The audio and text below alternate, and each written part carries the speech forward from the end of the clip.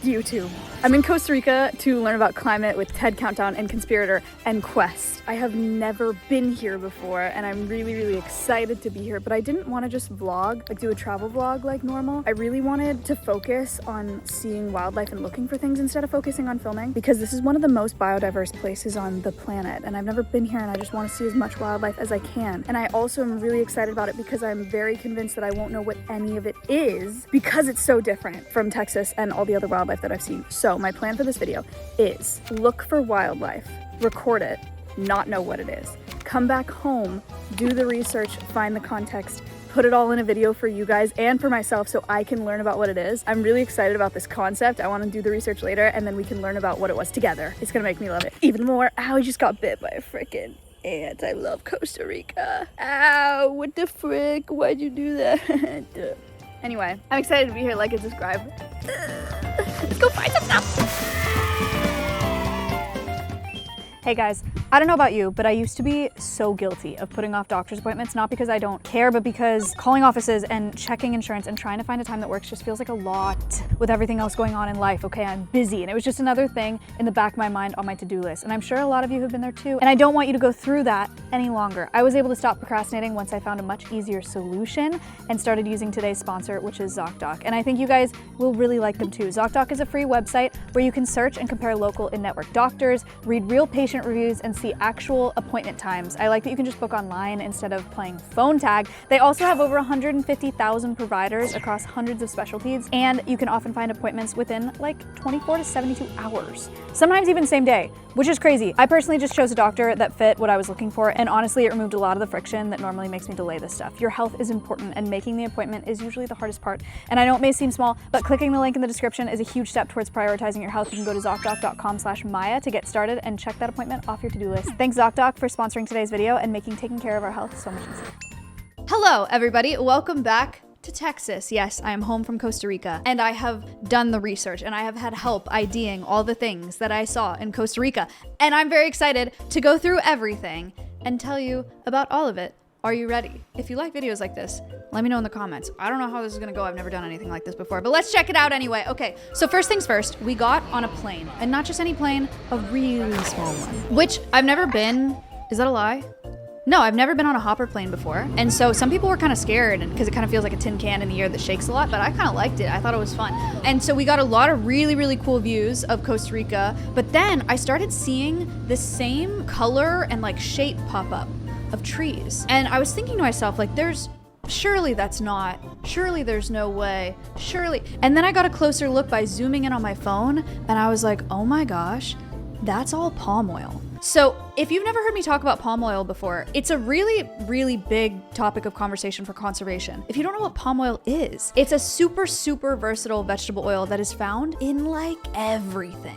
Like it's in cosmetics, it's in food products, it's in frying oil, margarine, cleaning agents, detergent, toothpaste, chocolate, pizza, bread, so many packaged goods. Palm oil is in, like it's in everything. And because it's so widely used, we use so much space on this planet to grow palm oil. The problem is when we have to use that much land to grow palm oil, we clear cut those spaces and plant a monocrop. A monocrop just means that there's one crop planted across this region. That's a problem because it reduces the biodiversity of plants, which reduces the biodiversity of everything else. So this was my first time seeing a real palm oil plantation, and seeing it from the air too is like next level. I mean, guys, it stretched forever.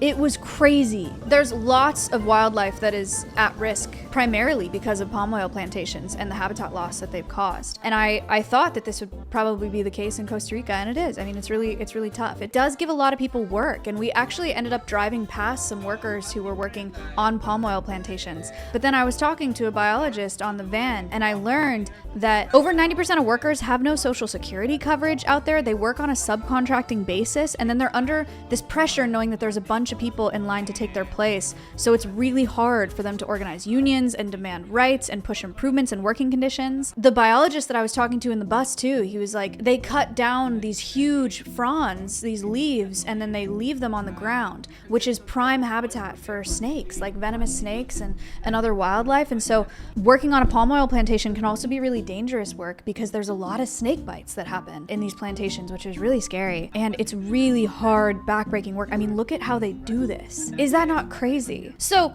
rough start to the video. You're probably like, wow, Maya, that Costa Rica is awesome. Thank you for starting us out with something so great. I'm taking you in chronological order, okay? I told you I would show you as much wildlife as possible, and it just so happens that we started with a monocrop. This is not really good news. Actually, it makes it worse. But I did ask, I was like, so is palm oil your #1 export out of Costa Rica? Like, is that the biggest problem? Is the biggest threat to wildlife in Costa Rica? And the biologist said no. And you're not gonna guess what he said is worse for wildlife in Costa Rica.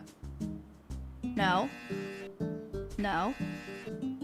No. It's pineapples. What? Okay, so I was like, what? Did you know that 2 out of 3 pineapples in the world come from Costa Rica? The pineapples are coming from Costa Rica. And did you know how pineapples grow? It's probably not what you think. Pineapples look like this, okay? There's 1 pineapple that grows per plant, and they're very short and very spiky. Isn't that stupid? Isn't that a dumb looking plant? I'm sorry. I don't mean to be like rude about it, but okay, so that's how pineapples grow. It's a really inefficient way of growing. He was saying at least with oil palms, they're trees. And so there's like some wildlife that can live around them and under them. But pineapples are so uninhabitable and like so sharp and short that no wildlife can live there. And so they've decimated so many wild spaces to start growing pineapples to export out of Costa Rica that pineapples their #1 op. 58,000 hectares, that's 143,300 acres, are dedicated to the fruit. They do support 152,000 jobs, which is incredible, but at a serious detriment to the wildlife and biodiversity in Costa Rica. So I learned something new about pineapples. I hope you just learned something new. And I'm not saying boycott pineapple, you know what I mean? But it is just another reminder that there's so much that we don't know about. And it's really important to think about where your food comes from. And buying seasonal local produce is the move, dude. One, it's really fun to buy seasonal produce and local produce. It just tastes better and is better for you. But also, it helps the environment to buy stuff that's local and reduce those emissions and also reduce the problems that come with things like pineapple that I would never even think about. So anyway, check out a farmer's market. If you want to help the environment with the foods that you're eating, the more you know. Buy seasonal local produce. Okay, next up, a little less depressing, guys. Sorry about the crazy start. Big bug. Lots of big bugs in Costa Rica. Kind of a dream to see one so quickly, and not just any bug. A weevil. Not just any weevil, a South American palm weevil. Yes, its scientific name is right here. It's a Rhynchophorus palmer. Never mind. This is a widely distributed species in the neotropics, so it goes from Southeast California, huh? I've never seen one in California. What the heck? I'm from California. I feel kind of cheated. And Texas, huh? Again, feeling cheated. To Bolivia, Peru, Paraguay, Uruguay, and Argentina. They seem to be spreading and they're invasive in California. Now this is the most majestic palm tree you can find here in Southern California, but unfortunately a new pest has arrived that is wiping it out. Once they find one, they will lay their eggs. Thousands of these larvae will come out and they will wipe out the tree. The city of San Diego has started removing these majestic trees on a massive scale. But he is so cute, and they're very cool. They're decomposers. So females will oviposit in the base of palm trees where they're like cuts or wounds. So they'll oviposit eggs into palm trees, but then the larva will harm that palm tree, and then it spreads to neighboring palm trees, and it becomes this whole thing. And so they are palm tree pests. But man, is he cute, and he's got a long freaking nose. It's not a nose, but I like it. Fun fact about these guys, there's some consumption of their larvae by people. So there are people that promote the breeding of them. They collect larvae from fallen palm trunks and they simmer them until they're crispy. Yum. All right, next one. So you know how I said that's a big bug? you're not ready for this one. Bigger bug. This is a giant red-winged grasshopper. This is a grasshopper that has a body length of about 10 centimeters, but it has a wingspan of about 18 centimeters. Big. These are some of the largest insects in the world. This is truly a massive grasshopper. I was so excited to meet him. So large, in fact, that there are stories that people have mistaken them for birds in the sky and have shot them out of the sky because they thought they were birds. They're that big. And I did try to hold him, but he didn't want to be held. And then he flew away and he hit me. And when I say it feels like, dude, it feels like getting hit with a tennis ball. Like it was like heavy. I miss him. Giant red-winged grasshopper, 10 out of 10. All right, next up, something that you've maybe seen in National Geographic and will never ever blow my mind to see in real life. I've seen them multiple times in real life, but man, leafcutter ants. One of the coolest things to see just walking around the rainforest in the world. These are some of the coolest ants ever. They're such a classic, amazing thing to see. Also, I got to see them with my new friend Mamadou, by the way, who is Casual Geographic online. You gotta check him out if you haven't already. Love him. So we went out one night and we were like, let's go find stuff in the jungle at night. And so the first thing that we came across was leafcutter ants because they're really common out there. You guys have probably seen these. They're little guys and they cut these big slices of leaves off and then they walk in these lines and they look like little leaves traveling everywhere, right? So you may be thinking they probably eat the leaves, right? They probably cut the leaves so that they can snack on them later. That's what I would do. No, they do cut the leaves and they take them back to their colony, but they are using the leaves to farm a fungus, and the fungus is their sole source of food. That's what they eat. So they're farmers, actually, and they've been farming for a long, long time. So there are scientists that think that they have been doing this since the asteroids hit. Researchers can't necessarily prove this, by the way, that the asteroid impact originally sparked this, but the fact that both the ant and the fungal taxa involved in this farming process both arose about 66 million years ago adds a little bit of confidence to this origin. Okay, so essentially, guys, you know about this. There were asteroids that hit our planet 66 million years ago. The impact created this lingering cloud of debris, and it shut down photosynthesis across the planet for months, which was a catastrophe for most organisms like plants and animals. See, they're very, very sad because they have no plants to eat.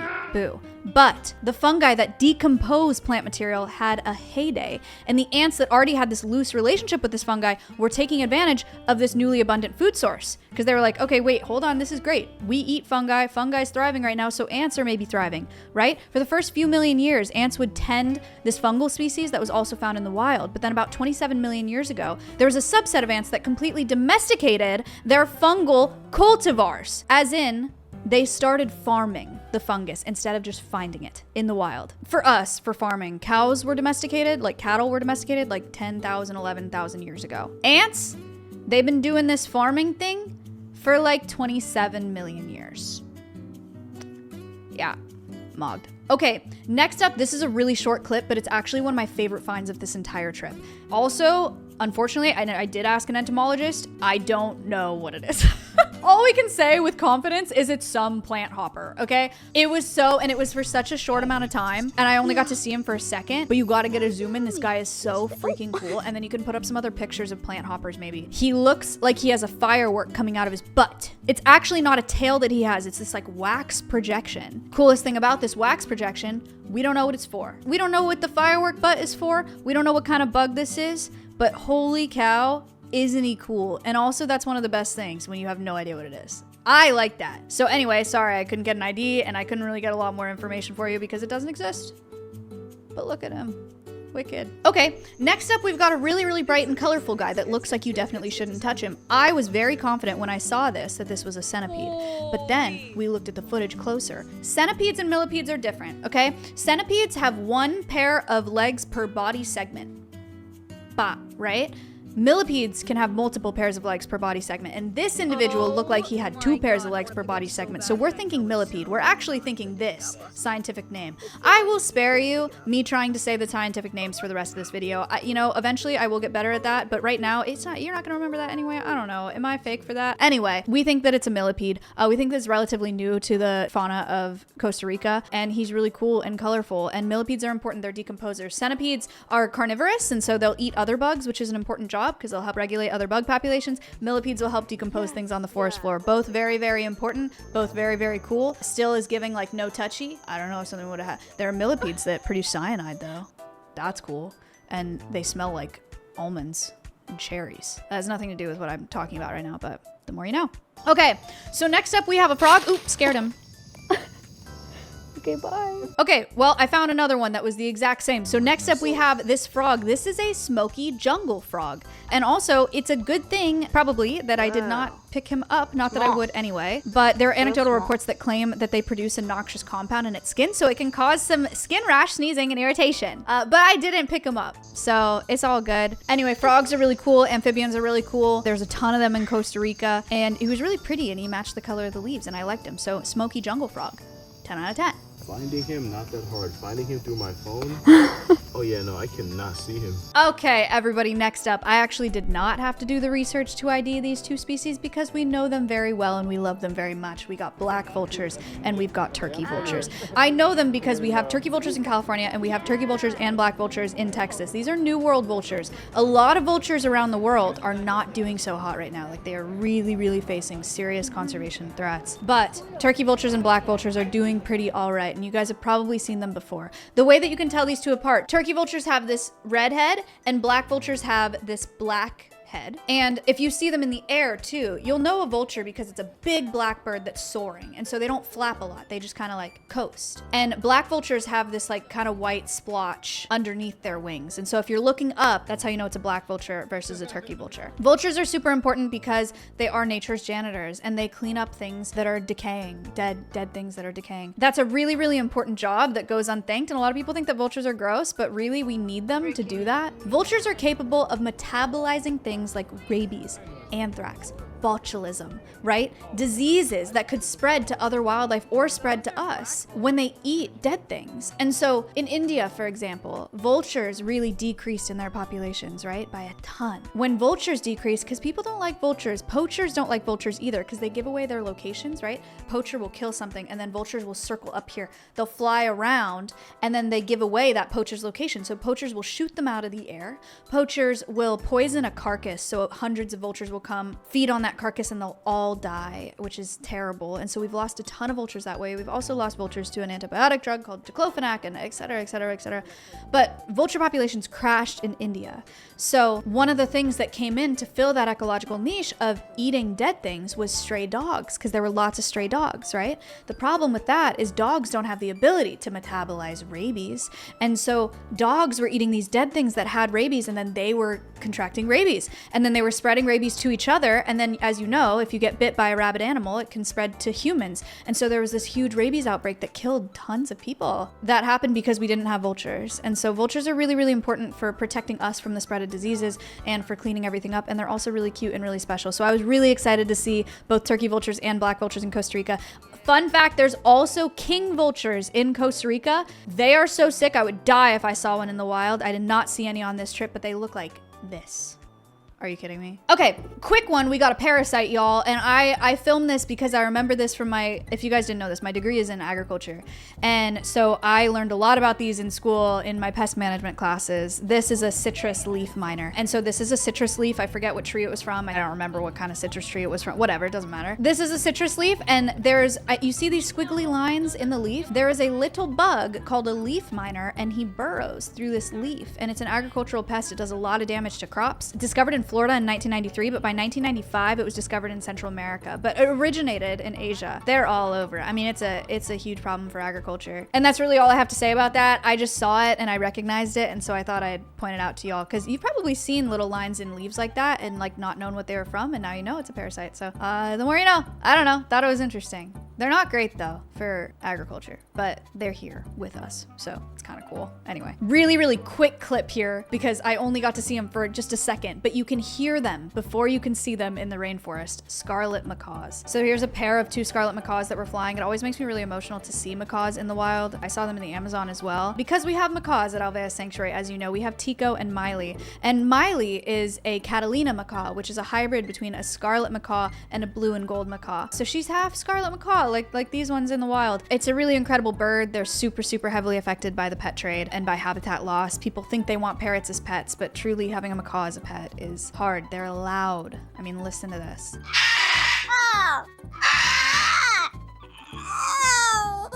It's so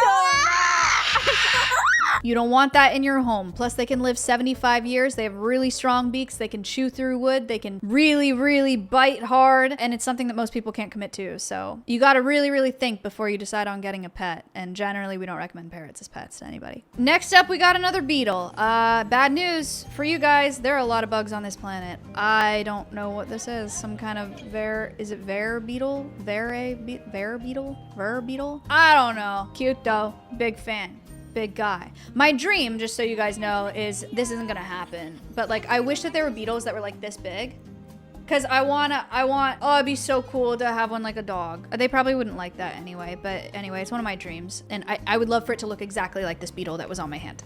Just manifesting that and putting that into the world just in case, you know, the universe wants to make it happen or something. All right, next up we got a gecko. This is either a tropical house gecko or just a common house gecko. We're thinking it's a tropical house gecko. Don't really know for sure. Fun fact about these guys, you'd think that their toes are sticky, right? Because they are Spider-Manning it all over the walls. They're actually not. They have a bunch, like thousands of these tiny hair-like structures on the bottom of their toes. And all of these tiny hair-like structures have little divisions at the bottom, and the molecules that make up those little tiny structures are attracted to molecules on the wall, and that's why the gecko sticks. Pretty freaking cool. Also, they can change colors a little bit depending on the light and the environment, which I think is really neat, and I think that they're really cute. Okay, so next up on this journey, this is just all the stuff that I saw before we really got to the activities. Now we are going on a boat. Like, we're going out onto the water to actively look for wildlife, so it's about to get crazy. Welcome to the lightning round. First up, we got a kingfisher. This is a female because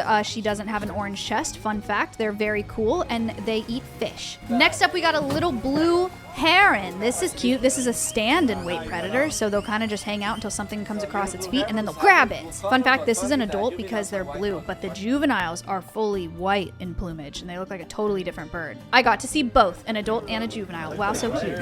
And I saw a very small blue patch on his tail. So somebody get into puberty.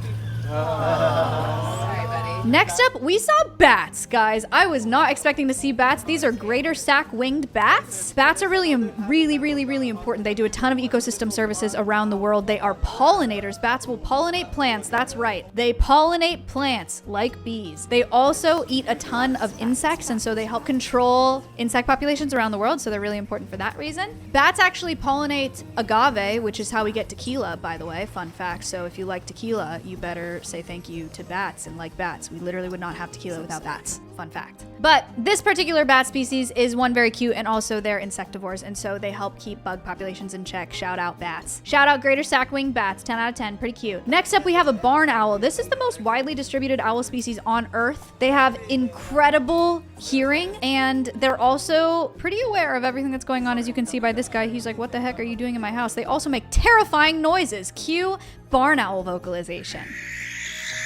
Pretty nice, right? You like that? Next up, we got a slider turtle. We think that this is an adult Gray's slider turtle, but we don't know for absolutely certain. One of the problems with slider turtles is a lot of people think that they want them as pets, and then they don't know what to do with them. Then they get too big, and then they release them into the wild. And that's not a good thing to do because it leads to invasive species like the red-eared slider.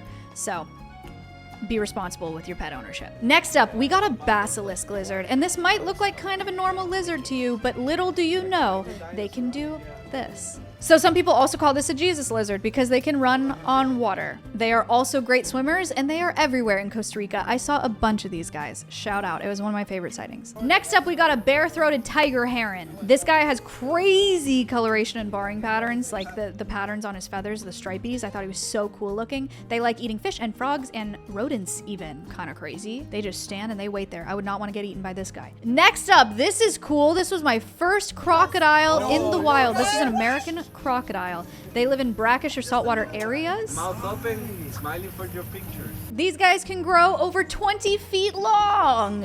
For reference, I'm 5 feet long. So that's big. This was a little one, but he still had crazy aura. Look at this guy, so cool. Next up, this is fun. We got toucans. These are yellow-throated toucans, which is a very, very iconic sighting, I feel like, in Costa Rica. People love toucans. They're mostly frugivores, which means that they eat fruit, and they make really cool sounds. I was really happy to see a toucan out there. I've only ever seen them in the Amazon, so this was special for me. Next up, this is gonna be a fan favorite, I think. These are black-crowned Central American squirrel monkeys. They are freaking cute, and they like to snack. These guys are endangered actually as well, and it might not look like it because I'm filming a lot of them here, but they are classified as endangered. They are frugivores and insectivores, so they eat fruits and insects. These guys live in groups of 25 to 70 at a time. So really big, really social animal. A lot of people think that they want them as pets. Do I really need to explain that? You don't need a monkey as a pet. They don't want to be your pet. And also, these guys, their job, because you see them all snacking, they're snacking. What they do is they snack on all these fruits and they eat all the seeds from the fruits. And then they jump around and poop while they're jumping. And when they poop, they drop these poop pellets that are full of fruit seeds onto the forest floor, and it literally plants new trees. So their job is to be seed dispersers. The problem with having one as a pet is they will do this in your house. They'll yump, yump, yump, yump, yump all around your house, and then they'll poop everywhere because they think that they're planting trees because that's what their job is in nature, but they'll do it in your house. Do not get a monkey as a pet. But how cool is it to enjoy these guys in the wild and watch them do what they do? They're so freaking cute. Whoop, lightning round, that's a black hawk. Didn't see it for that long. Sorry, that's all you got. It's a black hawk. Cool. Next, we saw piangua clams, Endera tuberculosa. These are filter-feeding bivalve mollusks. They have an ability to accumulate heavy metals. So it's been proposed as a potential biomarker for biomonitoring metal pollution in coastal mangrove systems. We were in a coastal mangrove system. They are known to taste like iron, and I can absolutely attest to this because we met with a man on the river who harvests these clams, and he asked all of us to eat them. I don't really eat stuff like that, and I've never had like an oyster or anything like that, but I was not about to be rude to this man who was handing me a clam, so I ate it. And it did taste like iron. It wasn't so bad. The texture was kind of crazy, but it really did taste like iron, and I now know that's because they can accumulate heavy metals in them. So I don't know if that's a good thing or not, but hey, interesting. Nonetheless, I can absolutely attest they taste like metal. Learned after this trip and after eating this clam that the metal content can be really dangerous to humans if the concentration is too high. And there is a risk to human health due to contamination in the growing waters because it's a bivalve filter feeder and people consume it raw, people being me. But I'm fine. So, for now I'm fine, but I didn't learn that until I got back to Texas. I thought it was interesting. Regardless, it's all good. Really quick, I saw these mangrove tree crabs that I thought were really cute and really pretty. Wow, look at them. Next up, we got the magnificent frigate bird. This I saw from far away, but I could tell immediately by the shape in the sky that it was a frigate bird. And I'm stoked that it's a magnificent frigate bird because you have to look at what the males look like when they're courting a female. Like, what the heck is that? How crazy is that? Anyway, I saw one flying. Another cool thing about these birds is that they have a crazy migration. They can stay afloat for 2 months. They are just flying, soaring for 2 months straight sometimes. As in without touching down or landing for 2 months straight. How do they do this? How do they sleep? They sleep about 45 minutes a day in the air for 10-second bursts at a time. They can turn half of their brain off and keep the other one working to avoid collisions. Birds are so cool.